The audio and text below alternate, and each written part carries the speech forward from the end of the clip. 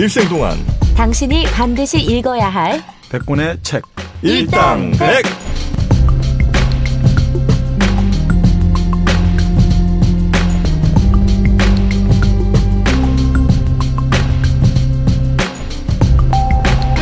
일생 동안 당신이 반드시 읽어야 될 100권의 책 일당백 31번째 시간이 시작됐습니다. 안녕하세요. 저는 정프로고요. 안녕하세요. 정민여입니다. 네, 마른 독하겠습니다. 네, 반갑습니다. 정박입니다. 네, 저희가 이제 지난 시간에 여기 팟빵홀에서 공개 방송을 했습니다. 공개 방송. 네. 그래서 이제 많은 분들이 떨어져 나갔고 정민여 얼굴 보고 농담이고. 아, 불사 가면을 쓰고 갈 걸. 아, 정민여님의 미모가 또 폭발을 했었고, 저도 정민여를 뭐 여러 차례 봤습니다만. 그 속눈썹은 그렇게 올라간 걸 처음 봤어요. 힘 좀 줬죠 그날. 아유, 눈을 못 뜨더라고. 네, 많은 분들이 실망하실까봐 되게 부담되더라고요. 네. 하여튼 뭐 지난 시간을 저희가 또 녹음을 해서 올렸기 때문에 뭐 많이들 또 현장에는 없으셨어도 현장감을 좀 느끼셨을 것 같기는 하고. 네. 아, 저희가 이런 시간을 그래도 분기에 한 번 정도는 마련하는 것도 나쁘지 않은 것 같아요. 직접 이렇게 만나 뵙는 시간들. 네. 이미 뭐 실망하실 분은 다 했으니까.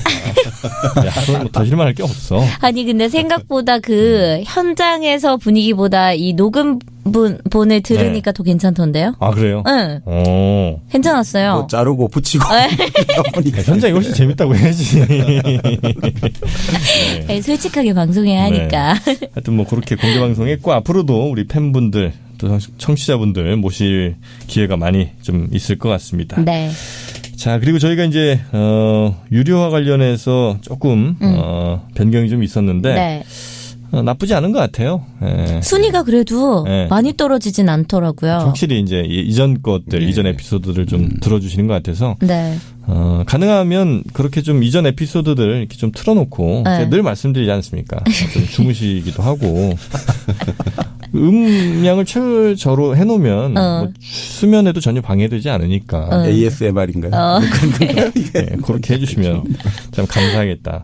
이 순위라는 게 사실 뭐 가장 중요한 건 아닙니다만 가장 중요하죠. 그래야 네. 광고가 들어오죠. 그렇지. 네. 여러분이 조금 도와주신다는 생각으로 네. 많이 좀 들어주셨으면 좋겠다. 그리고 또 듣는 게 괜찮아요. 뭐 들을만한 얘기들이 많이 있고. 네. 네. 자, 그래서 또 지난 시간에 이어 이번 시간에도 후원해 주신 분들 지난 시간 사랑스러운 분들이죠. 그렇죠. 그분들을 조금 한번 불러드려야 될 것 같습니다. 이 시간이 너무 좋아요. 네, 광장 후원해 주신 분들 최인훈의 광장 최여사 71님 5,000원 후원해 주셨고요. 금액은 하지 마. 그냥 이름만 불러. 알겠어요. 너무 길어질 것 같아요. 걷기 여행자님, 금싸라기 참외님, 지극정성님 감사합니다. 네, 부산 하늘1님 5,000원 후원해 주셨고요. 이분 참 많이 해주신 분이에요. 네, NISSHR님, 순풍만번님. 순풍만번? 어려워. 네, 어쨌든 이분. 그리고 호랑이 야옹님, 박미현님, 배드2340님, 비오그라님, 네. 그늘 아래님, 코노코노님. 이분도 많이 해주시는 분이시죠. 코노코노님. 아유, 그럼 대체로 다 이렇게 단골로 해주신 분들이 많아요. 네. 네. 삐딱이야 93님, 살다가 어쩌다님. 이분도 많이 예. 네. 그리고 론니킹님까지 16분이 후원해 주셨습니다. 이분은 어떻게 됩니까? 읽어드릴게요. BBC 라디오 이님. 이분도 많이 해주시죠. 매번 해주신 분이죠. 네. 스테판 커리님. 네, 정영진 씨 팬분. 네. 네. 우기진이 포에버님, 마리우스 9님, 부산 하늘 1님, 하얀 하늘 아래님, 사람 좋아님, 짱잼나님, 여우사이다 2님, 불자동차 F님, 팬짱님, ZTP 짱님, 기리빠시맨 2님, 살다가 어쩌다님. 이분 매회 해주시네요. 네네네. 진짜. 나나에다님, 카야하트 앨리스님, 비우그라님, 그늘아래님, 하우덕입니다님, 삐딱이야 93님, 소시민입니다님. 이분도 많이 해주시죠. 네, 그렇죠, 그렇죠. 배드2340님, 코노코노님, 백설곰즙 님까지 24분이죠. 네. 진짜 후원금이 대단하네요. 너무 감사한 분들이에요. 네. 저는 진짜 후원금을 이렇게까지 내주실지 몰랐는데 8만 원 깜짝 놀랐네. 한 100회까지 하면 가방 하나는 가능하겠네요. 어디 코치에서요? 부족하구나 그걸로도. 네. 하여튼 이렇게 정말 저희 방송에 후원해 주신 분들 너무너무 감사 말씀드리고 네. 그리고 이제 후원은 뭐 여러 가지 이유로 뭐 불편하거나 귀찮거나 아니면 뭐 좀 하기 힘드셔서 못 하셨을 수 있으나 또 들어주시는 모든 분들 정말 다시 한번 감사 말씀드리겠습니다. 감사합니다. 자, 오늘은 31번째 책 또 소개를 해드려야 되는데 과연 어떤 책이 일생 동안 꼭 읽어야 될 100권의 책 안에 포함됐을지 궁금합니다. 정박님 소개를 좀 해주시죠. 네, 오늘 소개드릴 책은 패러다임이라는 말은 다 들어보셨죠? 네. 그러니까 이게 사실 책 제목은 과학혁명의 구조인데 네. 여기 나오는 패러다임이라는 말이 워낙 유명해져가지고 우리 패러다임으로 더 알려져 있죠. 토마스 쿤의 과학혁명의 구조가 오늘 31번째 책입니다. 패러다임이란 말이 그 책에서 처음 나온 거예요? 뭐 이 패러다임이란 말 자체는 뭐 문법의 어형 변화표 이런 뜻은 있었는데 원래 뜻이 문법의 어형 변화표라든지 어형 변화표 본래는 이제 그리스 말에서 나온 거죠. 패러다임이란 말이요? 네, 그리스 말에 찾아보니까 파라다이그마 해가지고 일종의 뭐 예시 뭐 일종의 이그젬플 표본 뭐 이런 그런 뜻이었어요. 원래는 어형 뭐요? 그거 자체가 무슨 말인지 그러니까 모르겠어요. 예를 들면 히스 힘 주격 소유격 이런 거 따라 변해야 되는 거 있잖아요. 네네. 그게 어형 변화 맞아요? 예. 음이라든지 언어가 형태가 변하는. 네네. 그거랑 패러다임이랑 무슨 상관이죠? 표가 이제 이렇게 모범으로 딱 제시되는 거죠. 어떤 규칙에 따라 가지고. 기준. 그렇죠. 그렇게 생각하시면 되겠네. They, there, them, theirs. Them, theirs. 미국 유학 맞아요? I, my, me, mine. 그렇지. 왜 이렇게 잘해? 잘하지. You, your. 왜 갑자기 서? You, yours인가? 맞아요. yours. 하나의 어떤 패턴이라든지 모델 이런 식으로 좀 우리가 이제 이해하시는데 물론 패러다임이란 개념 자체를 정의하는 것 자체가 새로운 또 다른 하나의 작업이 되는 거죠. 근데 어떻든 우리가 패러다임 할 때 하나의 모델, 표준 뭐 이런 정도로 일단 1차적인 이미지를 형성하시면 크게 무리는 없을 것 같습니다. 그러니까 우리가 흔히 이제 패러다임이란 말을 쓸 때 패러다임이 바뀐다. 뭐 이런 얘기를 많이 하잖아요. 그렇죠. 네네. 그러면 그 어형 자체가 싹 바뀌는 것과 비슷하게 뭔가 이렇게 근본적으로 바뀌는 뭐 이런 걸 얘기를. 그렇죠. 근본적인 하나의 어떤 조금 더 나아가면 인식의 틀이라고 해야 되나요? 우리가 생각하고 사고하는 틀들이 확 바뀌는 것들. 그러니까 이거는 뭐 한 번씩 뭐 자주 오는 게 아니고 정말 장기적인 어느 순간에 한번 확 바뀐다든지 뭐 우리가 요즘 근데 워낙 그런 이야기를 많이 쓰지 않습니까? 뭐 가정 식기의 패러다임이 바뀐다. 가정 식기요? 네, 뭐 그러니까 그런데 광고에 너무 많이 있어서 좀 그렇긴 한데 이 패러다임이라는 건 수백 년에 한번 찾아올까 말까 하는 그런 아주 근본적이고 거시적인 막 남발할 말은 아니군요. 그렇죠. 네. 그런데 이제 워낙 남발을 하고 있죠. 네. 예를 들어서 뭐 증기기관에서 무슨 전기 베이스로 패러다임이 바뀐다. 뭐 이렇게 했을 때 쓸 수 있는 말이거든요. 그렇죠. 일종의 우리가 농업에서 산업으로 갈 때 사실은 그 정도 경제의 됐을 때만 패러다임. 그렇죠. 농업에서 공업으로 바뀐다. 이럴 때 산업의 패러다임이 바뀐다. 이런 식의 경제 구조에 너무 많이 써. 속옷의 패러다임이 바뀌었잖아요. 속옷의 패러다임은 어떻게 바뀌었어요? 이제는 가리는 거에서 보여주는 걸로 바뀌었어요. 뭐 그래요? 그런 걸로 쓰고 있죠. 속옷을 더 이상 이제 옛날에 속옷이 가리기 위한 용도 아니었습니까? 그렇죠. 맨 처음에는 아마 위생의 목적이었을 거고 그다음에 가리기 위한 목적에서 이제는 상대에게 보여주기 위한 목적. 그래요? 네. 사실 위생이나 가리는 게 목적이면 거기 무늬가 들어갈 필요가 없잖아. 왜 들어가? 그치. 네. 거기에 뭐 코끼리도 그려져 있고. 야광도 되고. 이름 써 있고 막 이런 거. 다 보여주기 위한 걸로 바뀐 거잖아요. 그러니까 뭐 예를 들어서 워낙 지금 말씀대로 이 토마스 쿤의 과학혁명의 구조를 어느 교수님이 과학 교사들을 상대로 강연을 갔는데 과학혁명의 구조 아시는 분 손들어 보라니까 몇 분이 손을 안 드시는 거예요. 되게 실망을 했는데 패러다임이란 말 아시는 분 하니까 전원 다 손을 드는 거예요. 그만큼 사실 책보다 책에 나온 용어가 더 유명해진 게 바로 이 토마스 쿤의 이 과학혁명의 구조죠. 패러다임이란 말 아시는 분 손 들어보세요 했는데 거의 다 손들었는데 나만 손 안 들면 창피하니까 손들 게 아니었을까 하는 생각도 살짝 해보긴 합니다. 아니 근데 워낙 지금도 지금도 신문을 어떤 또 학자분은 한번 검색해봤대요. 그냥 강연하기 전날에 그냥 패러다임 딱 침입해보면 그냥 거의 이 패러다임이란 말이 모든 신문에 안 나오는 날이 없어요. 그만큼 이제 우리가 흔하게 쓰고 일상 있는 용어가 거죠. 됐고 정치의 패러다임 바뀌었다. 그래 공부의 맞아. 그런 패러다임 얘기도 바뀌었다. 많이 하지. 공부 학습 방법의 패러다임을 바꿔야 된다. 그러니까 이 책 이전에는 그 패러다임이란 말이 그렇게 막 일상적으로 쓰이는 말이 네. 아니었다가 그렇죠. 요 책 나온 이후로 네. 그렇게 많이 쓰이게 됐다. 그렇죠. 네. 좋습니다. 뭐 굉장히 좀 원래는 과학혁명의 구조 뭐 토마스 쿤 이래갖고 조금 읽기 싫었어요. 흥미가 많이 떨어졌었는데 확 땡기네. 패러다임 얘기 나오니까 조금 재밌어지려고 합니다. 네. 그러니까 사실 이 책이 20세기에 출판된 책 중에 네. 거의 뭐 5손가락 안에 들어간다. 아 그래요? 네, 타임이라든지 미국의 언론들이 아 그렇게 편정한- 중요한 책입니까? 네, 그 정도로. 한 번도 안 들어봤지. 아니 근데 패러다임을 들어봤지 않습니까? 아, 그건 들어봤는데 아니 그럼 패러다임으로 이름을 좀 바꿔주든지. 책 제목을 이름이 너무 딱딱해요. 과학혁명의 구조 이게 뭡니까? 그래, 그건 좀 문제입니다. 교과서보다 더 딱딱합니다. 아니 이 책이 나온 게 1962년이거든요. 네. 그러니까 이제 지금부터 거의 뭐 5, 6년 전에 나왔으니까 뭐 아무래도 그때는 또 제목을 그렇게 뭐 섹시하게 쓰는 게 아니고 그런 뭐의 구조, 뭐의 뭐 연구 이런 말을 많이 썼겠죠. 근데 사실 이 해가 1962년이라는 이 연도가 좀 중요하거든요. 62년이요? 이 과학 네, 뭐가 관련한. 있었지? 그때 우리 혹시 그 침묵의 봄이라는 용어 들어보셨습니까? 침묵의 봄. 침묵의 봄, 네. 스프링 오브 더 사일런스. 사일런트 스프링. 사일런트 스프링 하면 되죠. 뭐 사일런스 오브 스프링. 비슷하게 맞잖아. 아니요, 맞아. 나 인정해요, 오빠. 그렇죠, 그렇죠. 조용함.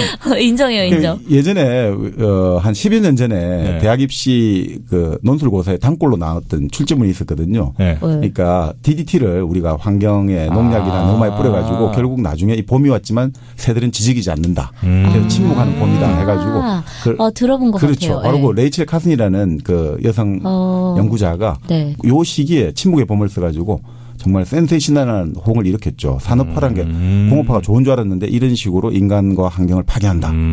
바로 그 시기에 이런 과학의 어떤 부작용이랄까 위험에 대해서 경고를 한 책이 62년에 나왔고요. 또 다른 측면에서 이 토마스 쿤의 과학혁명의 구조가 나오면서 우리가 지금까지 과학하면 끊임없이 발전하고 네. 과학이라는 것은 옛날보다 항상 나아간다. 네. 진보한다 이렇게 생각했는데 이 사람 거기서 그런 건 없다라고 거의 단정할 정도로 그래요? 나왔거든요. 그러니까 과학이라는 것은 예전부터 발전하는 게 아니라 집을 리모델링한다 생각하잖아요. 계속해서 더 좋게 만들어가지고 네. 자 요거 수리하고 저거 수리하고 해가지고 계속 더 좋은 집을 만든다 이렇게 생각했는데 토마스 쿤은 그런 게 아니다는 거예요. 뉴턴에서 아인슈타인 넘어갈 때 뉴턴이 지금까지 우리가 뉴턴 과학에 살고 있던 집을 다 철거해보고 때려 부숴가지고 아예 재개발을 해버리는 거예요. 다시 새로 집을 짓는다는 거예요. 아인슈타인 집으로. 거기 살다가 또 다시 아인슈타인 집을 때려 부수고 또 다른 집을 지을 수 있다. 이렇게 본다는 거예요. 그래서 패러다임이구나. 그렇죠. 그러니까 패러다임이 완전히 바뀐다는 게 단순하게 과학이라는 게 뭐가 쌓여가지고 누적적으로 발전한 게 아니라 하루아침에 그냥 이게 다 때려 부숴버려가지고 새롭게 간다. 그러니까 완전히 과학에 대한 어떤 생각을 바꿔놓는 바람에 이 책이 그 두 책이 다 그래서 이 1962년에 과학에 대한 대중의 생각들을 완전히 바꿔놓는 그런 한 해가 된 거죠.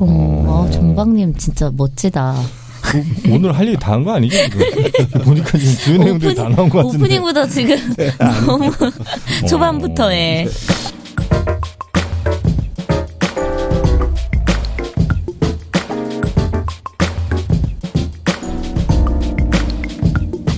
알겠습니다. 일단 토마스 쿤의 과학혁명의 구조 오늘 책의 저자죠. 토마스 네. 쿤. 네. 이 사람은 영국 사람 아니에요? 토마스 쿤? 네. 어디서 힌트를 얻었죠? 토마스라는 게 영국인들이 좀 기차 토마스 기차. 토마스와 친구들. 아니 저 사실 아까 찾아봤는데 네이버로 좀 잘난 척 좀 해보려고 네. 당연히 전 영국인일 거라 생각하고 네. 찾아봤는데 미국인이더라고요. 네, 네. 그래서 왜 토마스인데 왜 영국인이 아니지? 토마스랑 영국 무슨 토마스 에디슨. 그렇죠. 토마스 안중근 막. 아니 그렇지 도마. 도마 안중근. 그게 토마스죠? 토마. 네, 그렇죠. 아 그래요? 그렇죠. 오. 네. 토마스 쿤은 미국, 그러니까 오리지널 미국이에요? 아니면 유태계죠. 유태계죠. 또 유태계예요? 이게 결국 보니까 이 미국 이쪽은 다 유태계야. 미국의 학문들의 네. 세계는 노벨물상의 수상자 중에 거의 뭐 4분의 1이 유태계지 않습니까? 그러니까 뭐 이 미국 학문의 세계라든지 언론의 세계, 그러니까 사람들의 머리, 생각과 의견에 영향을 주는 어떤 컨텐츠는 전부 유태계가 지고 있다, 이렇게 봐도 무방할 것 같습니다. 네. 유태인들은 진짜 잘 사는 사람들 많잖아요. 그렇죠. 근데 또 별로 못 사는 사람도 많대. 나 이제 미국에 있을 때. 그래요? 그렇죠. 물론 이제 잘 사는 사람 못 사는 당연히 있겠습니다만 뭐라죠? 유대교의 특히 복장이 있잖아요. 네. 그거하고 이제 애를 한 6인가 낳은 부부가 차도 없이 버스를 이렇게 다니는데 보통들은 차가 다 있는데 미국은 특히 더 그렇죠. 어지간하면 있잖아요. 근데 나는 이제 돈 없으니까 버스 타고 버스를 타고 다니시더라고요. 애 6 데리고. 근데 이제 그래서 오빠가 이게 저 행색이 네. 굉장히 좀 남루한 느낌이 좀 있었어요. 그래갖고 물론 저도 이제 편견이긴 하겠습니다만 아니 유태인들 대체로 저는 잘 산다고 생각했는데 꽤 없이 사시는 분들도 적지 않게 있긴 하구나 생각이 좀 들긴 했었죠. 종교에 좀 많이 빠졌나 봐. 그리고 그분들이 유태인이라고 그렇게 유대교 색을 네. 막 나타내면서 다니진 않잖아요. 그렇죠. 네. 그러면 안 됩니다, 여러분. 뭐야? 종교 모함입니까? 유대교는 좀 별로인 것 같아요. 그래요? 그래도 뭐 유대교에서 지금 사실 다 우리가 빠져나온 거니까. 기독교라든지 이슬람이라든지 모든 게 빠져나왔으니까. 자, 그래서 토마스 네. 쿤 뭐 하는 사람이에요? 토마스 쿤이 사실 이론 물리학자거든요. 이론 물리학자. 예, 물리학도 이제 실험을 하는 물리학이 있고 이제 이론 물리학. 말로만 떠드는 사고 실험이라고 하죠. 지금 생각으로 실험하는. 생각으로 실험하는 사고 실험이라고 하죠. 예. 오빠다. 오빠 말로만 지식인이잖아요. 말로만 바람피고. 뭐 대표적인 사고 실험이 이런 거죠. 우리가 피사의 사탑에서 갈릴레이가 뭘 떨어뜨렸다는데 사실은 뭐 지금 많은 과학사학자들 이야기에 따르면 직접 거기서 실험을 했다기보다 사고 실험을 했다는 거죠. 생각으로. 예를 들어서 뭐 물체가 그전까지는 옛날에 무거운 물체와 가벼운 물체를 저 높은 탑에서 떨어뜨리면 그렇게 봤잖아요. 무거운 물체가 먼저 떨어진다. 아리스토텔레스부터 그렇게 주장했는데 이 사람이 사고 실험을 하는 거죠. 갈릴레오. 자, 물체가 속도가 이제 빠르면 빠를수록 공기 저항이 많이 받잖아요. 네. 그렇게 되다 보면 공기 저항이 어느 정도 극대화되다 보면 나중에는 이게 저항력하고 같이 딱 0이 되는 순간이 온다 이거죠. 내려간. 그래서 등속 운동을 하게 된다. 그러면 무거운 물체도 그렇게 등속 운동을 하게 되고 가벼운 물체도 떨어지면서 이제 가벼운 물체도 어느 순간 가벼운 물체 좀 늦게 우리가 간다고 보는데 실제로는 공기 저항이 없다고 가정할 때는 똑같이 다 떨어진다는 거죠. 공기 저항이 없다고 가정할 때. 자, 그런 걸 이제 생각으로 하는 거예요, 사실은. 실제 실험을 한 게 아니고 사고 실험을 해가지고 갈릴레오 그걸 보여준 거거든요. 피사의 사탑 실험이 그러면 그냥 전설인 거. 지금 과학사학자들은 그건 본인이 직접 하지 않았다라고 지금 많이 보더라고요. 근데 그러면은 생각만 하는 과학의 실험은 그 생각이 틀릴 수도 있는 거잖아요. 그러니까 이제 나중에 예를 들어 검증을 받는 거죠. 예를 들어서 아인슈타인이 1905년에 그 논문을 냈지 않습니까? 우리가 특수상대성 이론, 일반 상대성 이론 해가지고. 빛의 속도라든지. 네, 빛이, 그거 하는데 이제 빛이 기본적으로 아주 강력한 힘을 받는 아주 우리가 생각하는 블랙홀에 빨려 들어가듯이 태양과 같이 아주 강력한 어떤 인력의 힘을 받을 때 빛도 구부러진다라고 봤잖아요. 그 사고 실험을 한 거죠. 자기가 실험을 한 게 아니고. 네. 그래서 그거를 결국 1918년인가요? 영국에 관측대가 아프리카에 가서 태양이 일식인가 그거 할 때 관찰을 해가지고 실제로 그 빛이 구부러지는 거를 관측에 성공해가지고 아인슈타인 이론이 맞았다. 이렇게 이제 확정을 해주잖아요. 그런 식으로 하는 게 사실 이론 물리학자들이 그런 사고 실험을 하는 거죠. 하긴 뭐 실제로 많은 이론이나 뭐 지식들을 바탕으로 이렇게 맞추다 보면 그 생각으로 하는 실험이 꽤 의미가 있는 경우가 많이 있긴 하겠네요. 네. 그러니까 뭐 사실 지금 우리 이제 실험이라든지 관찰이 아주 중요해졌지만 그 예전에 실험 관찰이 그거 안 할 때는 대부분 이론을 가지고 그러니까 흔히 말해 연필 가지고 연필이나 종이 하나 가지고 그렇게 생각하는 거죠. 뭐. 그런 사람들이 많았죠. 네. 이론 물리학을 시작한 거예요, 이 사람이. 근데 문제는 1학년 때 이 이야기를 들어보니까 대학교 1학년 때 하버드 대학을 갔는데 또 하버드. 유대인 하버드 코스. 그렇죠. KS 라인. 여기는 뭐라고 해야 되나? JH 라인. GC 하버드니까 JH 라인. 네. 근데 1학년에 이제 아주 자기는 공부를 잘한다는 자부심을 가지고 갔는데 그 물리학 점수가 C를 받았다는 거예요. 그러니까 이게 너무 충격을 먹고 자기 담당 교수를 찾아갔대요. 1학년에 물리학 과목에 C를 받고 유명한 물리학자 된 사람이 있느냐 그거 이제 물어보러 간 거죠. 빨리 진로를 내가 바꿔야 되지 않겠냐. 따지러 간 게 아니고. 네, 내가 이래가지고 물리학을 할 수 있겠냐 이렇게 네. 물어봤는데 교수가 거기에 대해서 확답은 안 주고 열심히 하면 될 거야라고 해가지고. 근데 이 사람이 그때 그렇게 해가지고 공부하는 패턴이라든지 이런 걸 한번 바꿔가면서 공부를 이제 시험 치고 공부하는 방법을 아는 거죠. 그러면서 그 다음에는 뭐 A를 받고 그 다음에는 A+를 받고 해가지고 그리고 졸업할 때는 최우등으로 졸업했다 이렇게 되더라고요. 그러면서 이 사람이 이게 뭔가 하나의 패턴이 있다. 숨마 쿰라우데. 그 예전에 그게 뭐야? 홍성욱 씨가 홍정욱이죠. 네. 홍정욱. 자 그렇게 해서 졸업을 하고 나서 네. 그 졸업을 하고 나서 네. 당시 2차 세계대전 한창 전쟁 때니까 네. 순수 학문할 때가 아니잖아요. 그래서 이 사람이 한 게 레이더 방해 전파 연구하는 어떤 전자공학 쪽 일을 하게 된 거예요. 자 거기서 일을 하면서 자기는 뭐 전자공학을 전공 안 했잖아요. 근데 공식은 모르고 그냥 무조건 자 요거대로만 해라. 이렇게 하면서 연구를 한 거예요. 그러다 보니까 나중에 이제 흔히 말하는 패러다임이라든지 이런 거에 대한 좀 인식을 하게 된 거죠. 그러니까 과학자들이 과학을 하는 게 뭔가 막 우리가 생각할 때 비판하고 의심하고 이런 게 아니라 일단 주어진 원리대로 하면서 문제를 풀어 나간다는 거죠. 새로운 이론을 발견하기보다 문제를 푸는 거다 이거죠. 뭐 예를 들어서 어떤 분이 이런 비유를 하던데 우리 정석 수학을 공부를 할 때 정석 또 나와요? 수학 정석 공부를 할 때 처음에부터 우리가 집합할 때 그냥 막 새로운 창조적으로 보고 문제를 정리를 하고 이런 게 아니잖아요. 일단 뭐 선생님이라든지 강사가 예제를 먼저 가르쳐 주잖아요. 자, 무조건 배워야죠. 그렇죠. 네. 예제를 한 다음에 그다음에 밑에 나오잖아요. 실전 문제, 능선 문제 한번 풀어봐라. 그러니까 과학자들이 하는 거는 사실은 뭔가 새로운 이론, 비판적 이론, 창조적 이론을 하는 게 아니라 사실은 처음에 예제를 배우고 그다음 그 예제를 바탕으로 문제들이 많이 나올 거지 않습니까? 그 문제를 푸는 게 과학자들의 연구다. 이런 나중에 이제 나오는 이런 활동들이 이런 거 하면서 자기가 경험을 한 거죠. 자기는 전자공학을 모르지만 대충의 툴만 딱 배우고 나서 그다음 제기되는 여러 가지 문제를 막 위에서 과제가 부여되니까 그 과제를 가지고 이제 자기는 풀면 되는 거잖아요. 그러니까 그게 사실은 과학자들의 활동이 될 수가 있다. 우리가 생각하는 막 신비한 뭔가 과학자들의 새로 연구하고 그렇죠. 막 발견하고 이런 건 줄 알았는데. 그러니까 과학자들이 맨날 그렇게 살 수는 없을 거 아닙니까? 그러니까 대부분의 그러니까 그런 아이들을 이런 어떤 자기 삶에서 얻어낸 거죠. 그러니까 이 사람은 자기 학문의 소재를 사실 자기 삶의 경험에서 얻어낸 거죠. 하긴 그 집합 배울 때도 집합의 개념을 처음부터 알아서 이렇게 막 문제 푸는 게 아니라 선생님이 그냥 이게 이거라니까. 그렇지. 그런가 보다 하고 외우는 거지. 이제 뭐 풀다 보면 나중에 합집합이 이거고 교집합이 이거고 부분집합이 이거다. 대충 이제 머릿속에 가다가 나오는 거죠. 그렇게 가는 거다. 그리고 우리가 사실 수학이나 과학을 할 때도 그런 이야기 안 해요. 집합이 왜 집합입니까? 이런 거 물어보면 선생님이 싫어하잖아요. 할 말이 없지. 선생님은 어떻게 알아? 그냥 집합은 뭐 같은 성질의 뭐 원소의 모임 뭐 이렇게 하고 그냥 대충 넘어가잖아요. 그리고 문제 풀다 보면 나중에 다 알게 돼. 이렇게 되잖아요. 나중에 잘 모르죠, 사실은. 집합이 제일 쉬워, 이 새끼야. 그냥 외워. 가는 그렇죠. 그렇죠.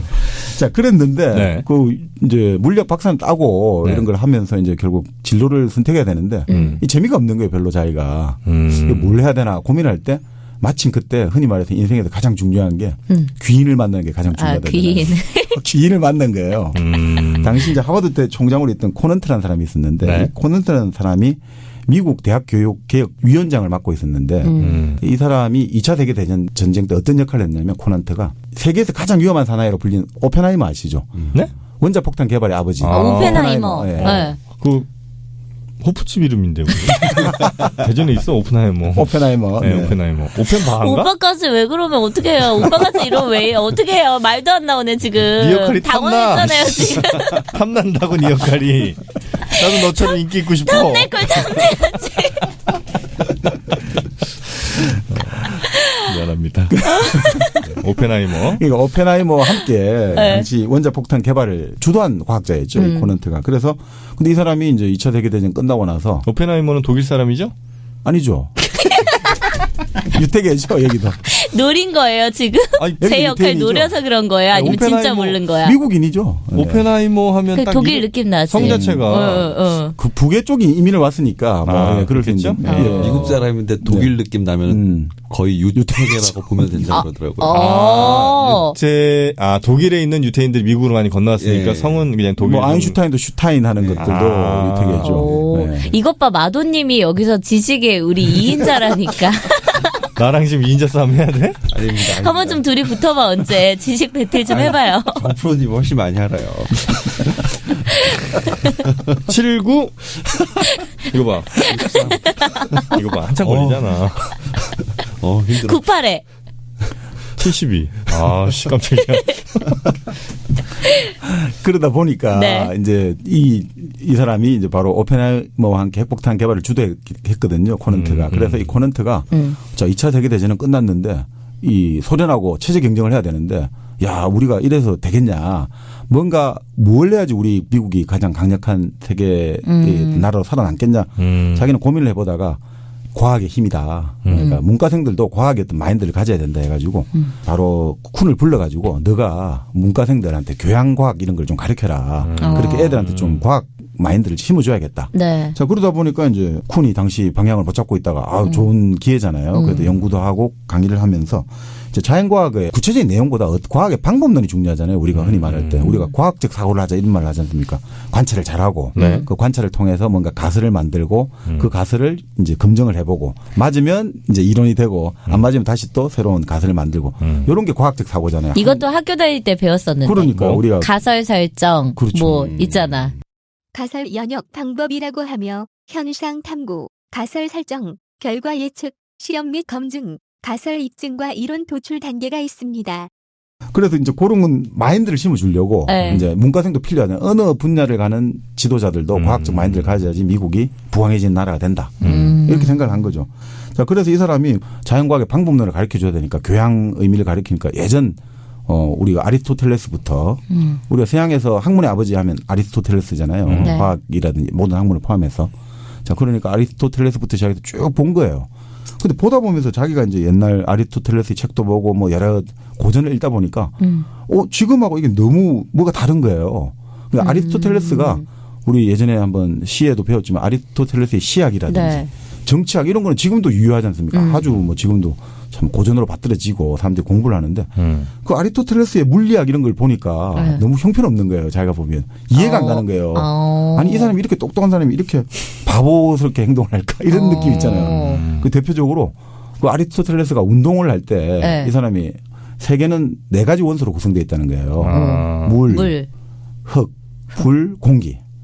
그래서 물이라든지 흙의 성질을 가지고 있는 물체는 지구의 중심으로 내려가려고 한다는 거죠. 자신 있게 해, 할 거면. 땅, 불, 바람, 물, 마을. 그런 것도 있습니까? 뭐야? 5가지 힘을 하나로 모으면 이거 뭐야? 캡틴 플래닛, 캡틴 플래닛. 그렇죠. 그래서 바로 제오 원소가 있는 거죠. 그게. 제오 원소는 사랑 아니었습니까? 그 천상에 보통 원소, 천상을 채우고 있는 물질은 에테르라고 해가지고 아리스토텔레스가 그런 거 있지 않습니까? 그는 이제 사원소 말고 지상의 물체는 4가지 원소로 구성되고. 4개예요? 땅, 불, 바람, 물, 마음 아니에요? 바람은 왜 빠졌지? 땅, 불, 바람, 물, 마음. 마음. 마음. 마음이 그럼 에테르. 그런가 보다. 사랑. 뭐 그는 영화 제오 원소의 결국 사랑이죠. 네. 그렇죠. 죄송합니다. 좋아요. 그래서 아리스토텔레스는 운동을 왜 이렇게 유치하게 생각했나. 그래서 이 사람 아리스토텔레스 생각은 이런 거예요. 물체가 왜 하늘로 던졌는데 지상으로 낙하하는가. 그는 그 물체가 공기보다 무거운 것들은 대부분 다 이제 밑으로 내려온다 이거죠. 흙과 불의 성질에서 갖고 지구의 중심으로 향하는 성질을 가지고 있다. 그래서 낙하하는 거고 연기라든지 이런 거는 올라간다. 공기보다 가볍게 올라가고 이런 식으로 설정을 하고 있고 그러니까 황당하다 이거죠. 이렇게 똑똑한 사람이 왜 이런 식으로밖에 운동을. 초동생도 안 할 생각을 하고 있구나. 그러니까 이 정치학이나 시학을 보면 이렇게 수준이 높고 지금도 2000년이 지나도 사람들이 연구를 하는데 왜 그 자연현상에 대해서 이렇게 유치한 설명을 하는가. 그런데 고민을 해보다 보니까 이게 아니구나라고 생각을 한 거예요.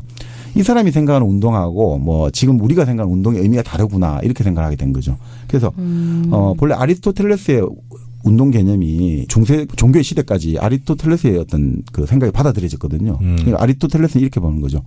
달 아래는 막 인간 세상은 참 변수도 많고 해가지고 운동 막 복잡하고 변화가 많지만 달 위의 천상의 세계는 하느님의 흔히 말하는 신의 어떤 원리로 인해 가지고 전혀 변하지 않는 영원 불변의 세계가 펼쳐지고 있다. 그러니까 별들이 지구를 중심으로 다 원운동만 이렇게 규칙적으로 하고 있고 여기는 아무런 변화가 없다라고 생각을 했거든요.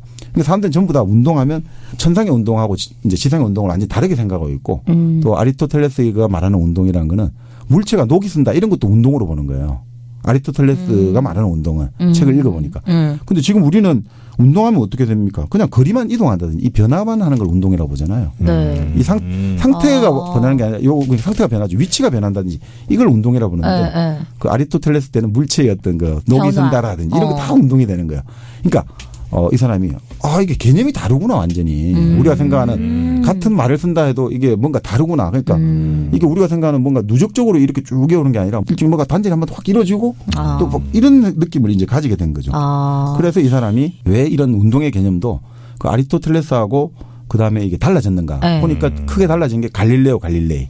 그때 이제 확 달라졌다는 거죠. 그러면서 이 사람은 이게 왜 달라졌을까 이렇게 그러니까 이제 강의를 하면서 깨닫게 된 거죠. 그래서 우리가 그림 한번 보셨을 텐데 이 그림을 딱 요 그림을 이렇게 보면 토끼가 귀를 이렇게 하는 거 그리고 어떻게 보면 오리 주둥이가 톡 튀어나온 것 같기도 하고. 그렇죠. 그런 거 많죠. 또 이런 그림 있지 않습니까? 어떻게 보면 젊은 여자가 두건을 쓰고 있고 이렇게 바라보는데 그걸 또 다르게 보면 어떤 약간 늙은 할머니가 노파가 딱 또 있는. 그러니까 이건 좋고 나쁘고 아니라 이렇게 볼 때는 이렇게 보이고 그렇지. 저렇게 볼 때는 저렇게 보이잖아요. 그래서 자기는 이걸 그 아리스토텔레스라든지 갈릴레오 사이에는 이렇게 보면 토끼 귀로 보이고 이렇게 보면 오리 주둥이 보이는 이런 식의 전환이 있다. 이거는 좋고 나쁘고 서로 뭐가 우월하고 열등하다는 게 아니라 이거는 다른 거다 완전히. 그러니까 우리가 새로 집을 리모델링한 게 아니라 집이 아예 다르다. 아파트 산다고 해서 더 잘 살고 단독에 산다고 해서 못 산다 이렇게 말할 수 없는 것처럼 이런 식의 어떤 생각을 하게 된 거죠. 그래서 그걸 바탕으로 결국 1962년에 과학혁명의 구조라는 책을 낸 거죠.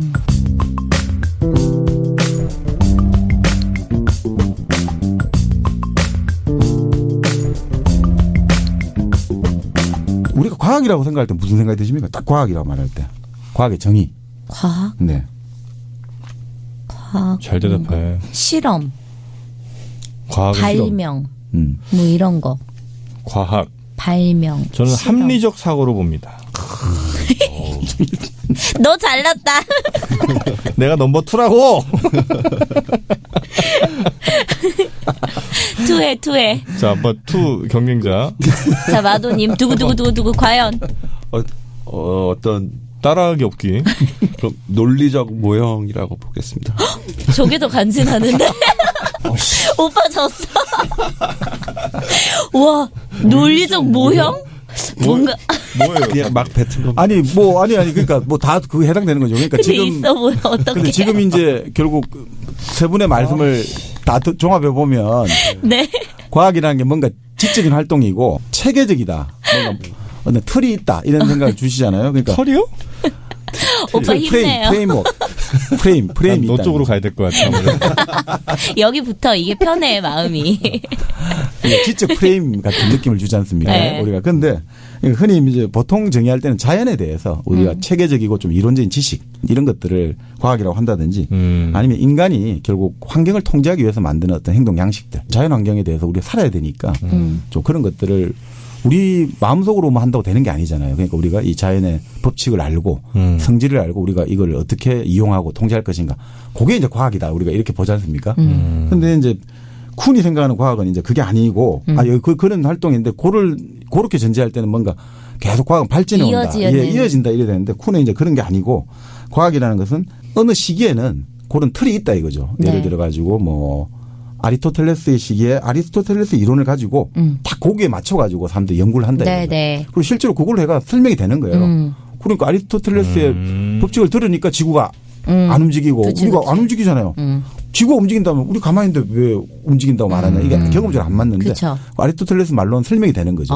그러니까 그렇게 하는데 문제는 그렇게 이걸 이제 정상과학이라고 하죠. 그렇게 활동을 하고 연구를 잘 하고 있는데 변칙이 한 번씩 나오는 거예요. 변칙. 그러니까 아리스토텔레스로는 설명할 수 없는 일들이 나오는 거예요. 그러니까 아리스토텔레스가 천상의 운동 원 운동을 한다 했잖아요. 근데 화성을 가만히 보면 화성이 원으로 가면 쭉 가야 되는데 한 번씩 거꾸로도 가고 역행도 하거든요.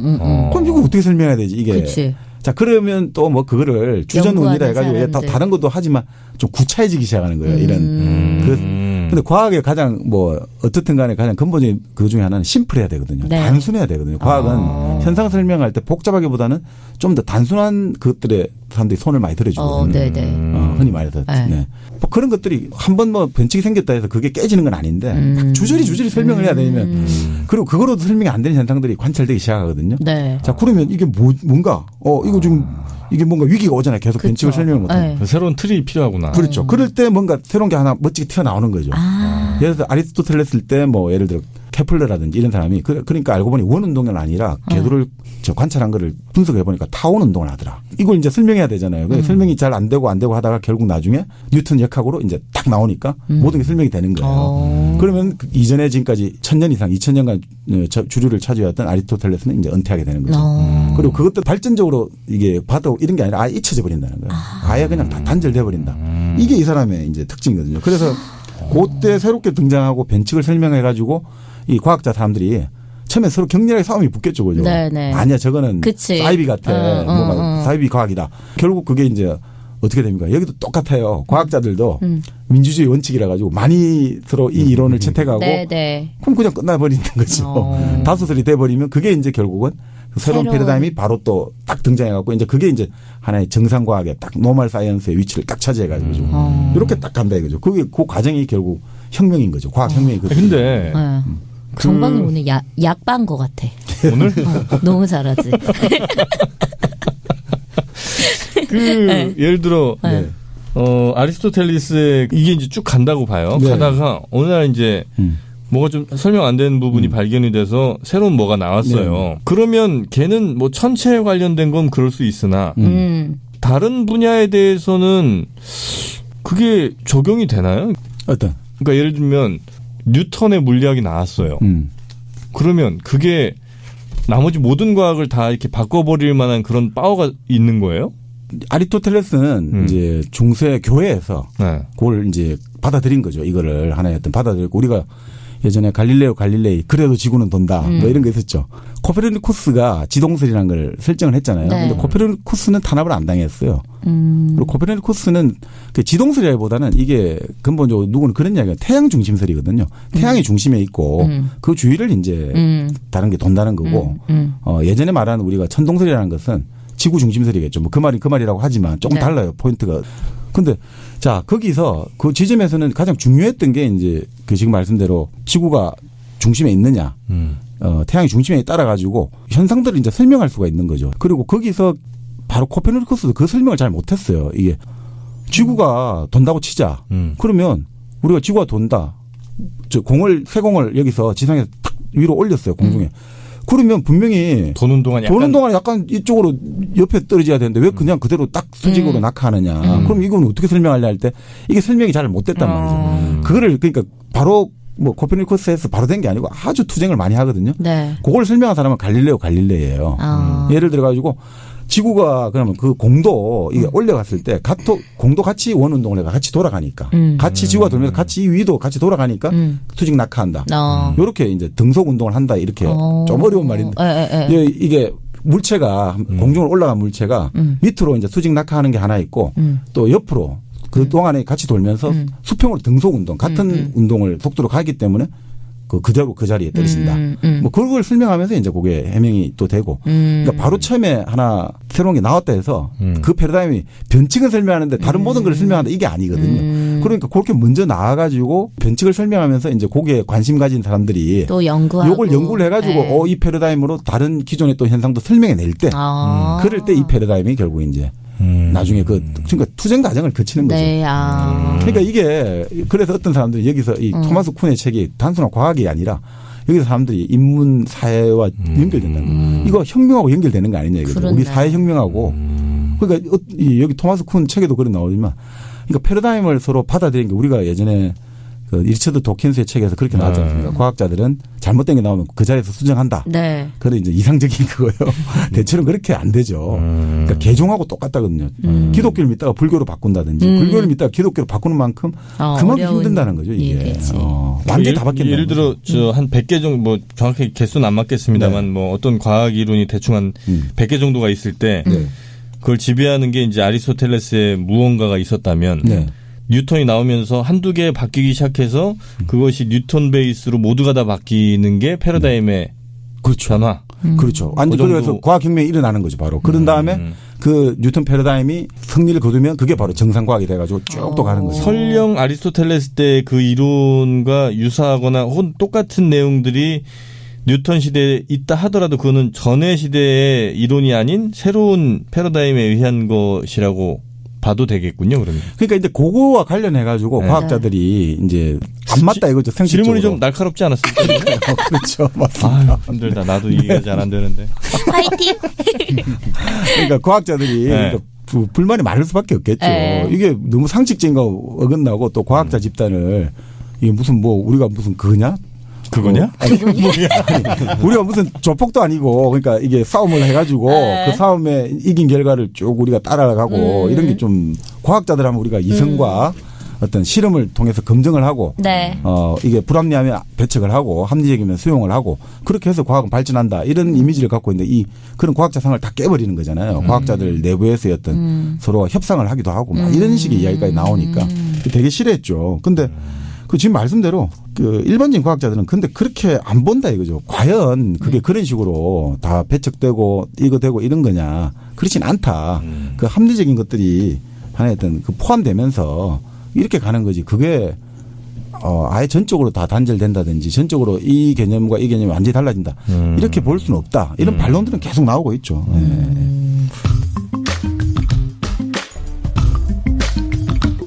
자, 이 토마스 쿤의 과학혁명의 구조라는 책 저희가 지금 함께 읽고 있고요. 그 토마스 쿤은 저 결혼은 잘했어요, 이 사람은? 네, 뭐 결혼은 잘한 걸로. 아, 결혼 잘했습니까? 아니 사생활은 그렇게. 가정 환경은 어때요? 이혼하고 재혼 한번 하신 걸로 알고 있습니다. 재혼은 기본인가 보다. 일단 지식인들은 한 번 했으면 괜찮네요. 그 시대에 한 번이면. 근데 이게 60년이라는 시기가 네. 그러니까 이 과학혁명의 구조 쿤의 시대가 그 당시 우리 한번 60년대라는 시대가 한마디로 말하면 해방의 시대라고 하지 않습니까? 그렇죠. 네. 1960년 같은 경우는 아프리카 한 해 수십 개 나라가 독립을 했고 아시아도 마찬가지고 또 전 세계적으로 68 학생 운동 해가지고 그 프랑스에서 68 학생 시위도 벌어지고 또 당시 뭐 베트남 전쟁이라든지 또 흑인 민권 운동이라든지 전 세계가 그리고 또 성애혁명 그 당시 프리섹스 운동, 와우. 히피. 네. 네. 그 69년에 그 유명한 우드스탁 페스티벌. 69년이요? 예, 그게 뭐예요? 우드스탁? 예, 미국의 우드스탁에 락 페스티벌 있잖아. 오.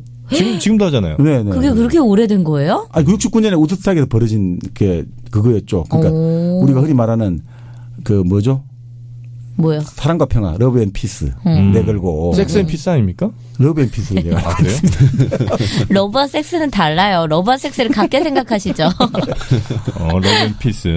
그러니까 그런 시대였다 이거죠. 그러니까 60년대 시대는 그러니까 모든 기존의 권위, 흔히 말하는 하드코어라고 하죠. 핵, 단단한 핵 이런 것들을 다 깨버리고 좀 모든 자유로운. 예, 자유롭고 상대적인 이런 시대였는데 마지막 남은 보루가 어떻게 보면 과학이었다 이거죠. 과학이라는 거는 우리가 그나마 끝까지 진보라든지 네. 이런 거는 한다. 이런 거 나머지 모든 영역에서는 더 이상 이제 문학도 그렇고 음악도 그렇고 예술 모든 영역에서 과연 진보가 무엇인지 이렇게 의심하고 격렬하게 비판을 받고 반박을 받는 시대인데 마지막 남은 보루가 어떻게 보면 과학인데 이 과학조차도 사실상 단선적으로 진보하는 게 아니라 이 사실은 과학자 내부에 이런 여러 가지 패러다임과 패러다임 간의 투쟁을 통해서 새로운 패러다임이 이겨내가고 그리고 기존의 것들은 완전히 묻혀져 버리고 실제로는 아주 사회적인 뭔가 현상 아니냐 이런 것들이 사람에게 주는 거는 과학도 이제 이렇다. 네, 그러니까 네. 이 인간 세상에 절대적이고 완전한 것은 없다. 이런 어떤 이제 사고방식을 주니까 이게 어마어마한 이제 파장을 준 거죠. 네. 69년. 굉장히 의미 있는 해입니다. 69년. 69년. 성애혁명? 락 페스티벌. 또 다 이어져 있어요. 69년. 저 근데 그때 우리 공개 방송할 때 우리 아이들 왔었잖아요. 아이들 얼굴이 되게 아른거려가지고. 쉽사리 이게 멘트를 못 하겠어요. 근데 걔네를 안 듣게 한대요. 그 어머님이 그때 말씀하셨어요. 그래요? 네. 마음 편히 해도 되겠어요? 네, 그냥 좋은 추억을 주기 위해서 그냥 방문을 했다 스튜디오. 네, 그죠. 네. 자, 이 과학혁명의 구조 패러다임이라는 말. 우리가 흔히 쓰고 있습니다만 이 책을 통해서 의미가 완전히 패러다임이란 단어 뜻의 패러다임이 변화된 그런 어때요? 이런 응용. 식상해요. 근데 실제로 그러니까 그게 우리가 결국 이 패러다임이 변하는 세상을 바라볼 때 네. 빨간 안경을 쓰느냐 파란 안경을 쓰느냐 그냥 맨 안경을 쓰느냐 이 정도거든요. 그럼 뭐 완전히 다르게 보이잖아요. 빨간 안경 쓰면 다 빨갛게 보이고. 그게 패러다임이라는 거죠. 그러니까 이 패러다임이 변한다는 거는 단순하게 뭐 그렇다고 해서 우리가 지금 살고 있는 세계 자체가 갑자기 급변한 건 아니지만 우리가 생각이 바뀌면 세상이 달라진다고 하잖아요. 그만큼 달라진다는 거죠. 이건 뭐 약간 다른 얘기긴 한데 최근에 미국의 한 언론에서 아이들 대상으로 실험을 했어요. 동그란 우리 벽시계 같은 거 있잖아요. 네. 뭐 X 이렇게 로마자로 표기된 네네네. 그 시계를 요즘 애들이 못 읽는다는 거예요. 그럴 수 있죠. 그러니까 우리는 옛날에 초등학생만 돼도 다 그 정도 시계는 읽었잖아. 숫자가 써 있으면 더 쉽게 읽었고 안 써 있어도 다 알았잖아요. 전 몰랐어요. 동그란 시계 못 읽었구나. 잘 못 읽었어요. 근데 요즘 애들은 진짜로 그 X 이건 거의 다 못 읽고 숫자가 이제 11부터 12까지 써 있잖아요. 근데 예를 들어 뭐 우리가 생각하는 뭐 3시 25분 이렇게 우리 이렇게 읽으면 보통 시침은 3에 가 있고 그쵸? 분침이 5에 가 있잖아요. 네. 근데 얘네들은 그거를 3시 5분 이렇게 읽는다는 거예요. 아니면 5시 3분 뭐 이렇게 읽는다든지. 진짜? 그것도 뭐 일종의 패러다임이 그걸 볼 수 있죠. 그리고 왜 우리 저 스마트폰에 보면 통화 받을 때 아이콘이 전화기, 수화기 아이콘이잖아요. 그쵸? 그림이. 네.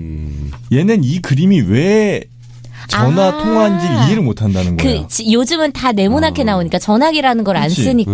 그러니까 우리는 옛날에 그 손을 들고 하는. 그렇죠. 그 전화기를 알았으니까. 그거를 다 알고 있었으니까 그거가 전화기라는 걸 의미하는 건 알고 그걸 밀면 전화인데 얘네는 뭐 통화를 하긴 하지만 이게 왜 이 문양이 있는지를 모른다는 거예요. 지금 맞네요. 서로 다른 패러다임 속에서 서로 다른 세상을 살고 있다. 이렇게 해석이 되네요. 넘버 2 하려고 진짜 고생. 일단 좀 쉬어요. 1부는 일단 여기까지만 하고 쉬어요. 1부 마무리죠. 정민영아 좀 해주세요. 아니 근데 진짜 지금 말씀대로 그 패러다임이 사실 무서운 게 애들이 지금 우리가 우리 때는 그래도 그나마 아날로그 시계라든지 그런 게 있는 상태인데 지금 그게 경험을 못 하니까 디지털로만 그죠. 휴대폰 시계를 보든지 하니까 안 되잖아요. 실제로 이 패러다임이 어느 정도 사람들에게 영향을 주냐면 그 아리스토텔레스는 그렇게 말을 했잖아요. 천상의 운동은 변화가 없다. 영원 불변하다. 그래서 원운동한다.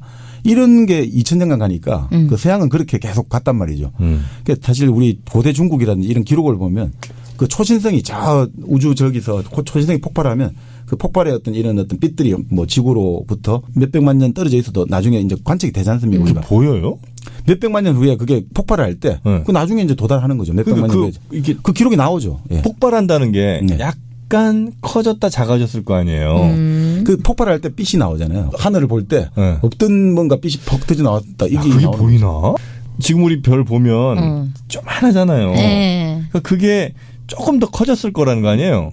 옛날에 관찰할 때. 그럼 그 조금 커진 거를 옛날 사람들이 관측하면서 이걸 일일이 지금처럼 무슨 사진 찍어서 보관해 놓지 않는 이상 저게 좀 커졌구나. 그래서 기록을 하는 거죠. 그러니까 그게 바로 이제 나중에 해보면 그거를 초신성이 폭발했고 우리가 지금하고 맞춰보고 일치한다. 그런 거. 그때 우리 배웠지 않습니까? 칼 세이건의 코스모스에서 별을 본다는 거 얼마나 중요한 일이죠. 그 집단 공동체의 생존에 결정적인 역할을 하기 때문에 이 별 관측하는 거에 사활이 걸려 있다 있지 않습니까? 아주 중요하게 다뤘죠. 그런데 재미있는 게 그 동양에서는 그런 관측 기록이 많이 나와요. 초신성 폭발한 기록들이. 그런데 서양에서는 아리스토텔레스의 이 패러다임이 무너지기 전까지는 초신성 폭발 기록이 안 나와요. 그네들도 별을 중요하게 봤을 텐데. 봤는데도 불구하고 관측이 안 나와요. 그러니까 그 패러다임이라는 게 그만큼 무서운 거죠. 아, 그렇네. 여기서는 천상에는 변화가 없다라고 그치. 딱 믿고 있으니까. 믿고 있기 때문에 안 보이는 거죠. 마치 그 남미의 유럽인들의 배가 도착했을 때 배가 안 보였다면서요. 아닌 것처럼. 배가 이게 믿을 수 있는 얘기인지 모르겠는데 배를 못 봤대. 배인지 아닌지 파악을 못하는 수준이 아니라 아예 배를 못 봤다는 거예요. 배라는 걸 모르면 그럴 수 있죠. 그렇죠. 아 그래? 네, 그렇죠. 그렇죠. 오빠가 못생긴 여자 못 보는 것처럼. 정민요. 네. 정민요. 맞잖아요. 정확하잖아요. 깜짝 놀랍니다. 저도. 이게 뭔지 뭔지. 그러니까 결국 그 말이죠. 패러다임이 바뀌면 네. 세계를 구성하는 인식하는 이 존재 자체도 다르게 대상이 다르게 보이는 거죠. 안 보이는 게 보이는 거죠. 우리가 뭐 그런 이야기 하잖아요. 알게 되면 새롭게 보인다고. 맞아. 바로 그 말인 거죠. 알아야지 보이거든요. 결국 그 말은 우리가 별자리 보는 거하고 똑같다는 거죠. 그냥 별자리 찾을 수 있습니까?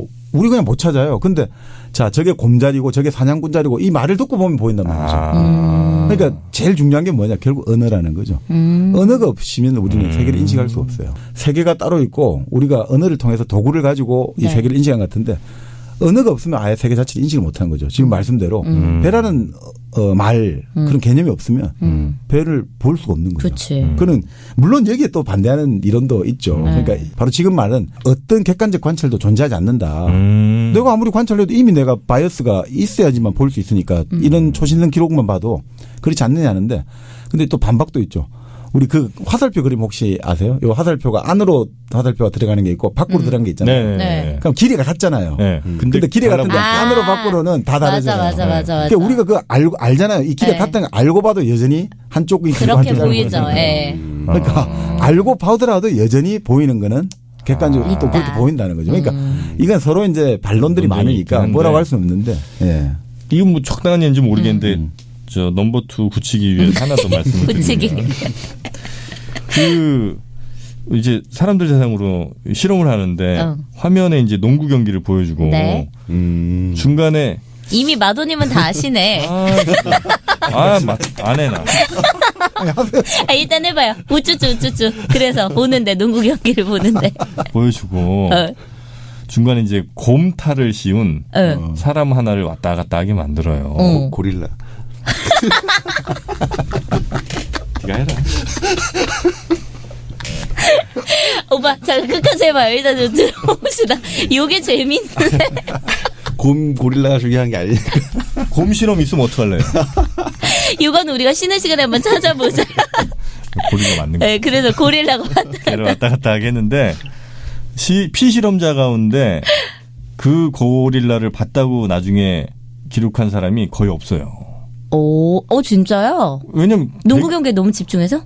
그러니까 당연히 왔다 갔다 하니까 얼마나 눈에 튀고 보일 거야. 그런데도 사람들이 못 봤다는 건 사람들은 이걸 농구 경기와 농구 선수들 공 요거만 인식을 했던 거가 아닌가. 보이는 아는 만큼 그리고 내 생각하는 만큼만 딱 보인다는 거지. 그 안에서만. 근데 얘기 김이 확 빠진다. 오빠는 그냥 내 라인으로 들어와. 그냥 펠리카노로 할 걸 그랬나? 괜히 곰 비슷한 거 해갖고. 그러니까 이 사람이 생각만큼 그렇게 합리적이지 않다. 그리고 아주 객관적이지 못하다. 뭐 이런 정도로 생각하시면 진행이나 하세요. 정리하세요. 우리 일당백 31번째 책 토마스 쿤의 과학혁명의 구조 저희가 읽고 있고요. 1부에서는 저희가 이 저자에 대한 이야기 그리고 과학혁명의 구조에 나왔던 패러다임이라는 말 그런 얘기를 좀 살펴봤고 2부에서 아주 놀라운 이야기 또 찾아 들고 오겠습니다. 이래야 또 결진하지. 자, 저희는 2부에서 다시 돌아오겠습니다.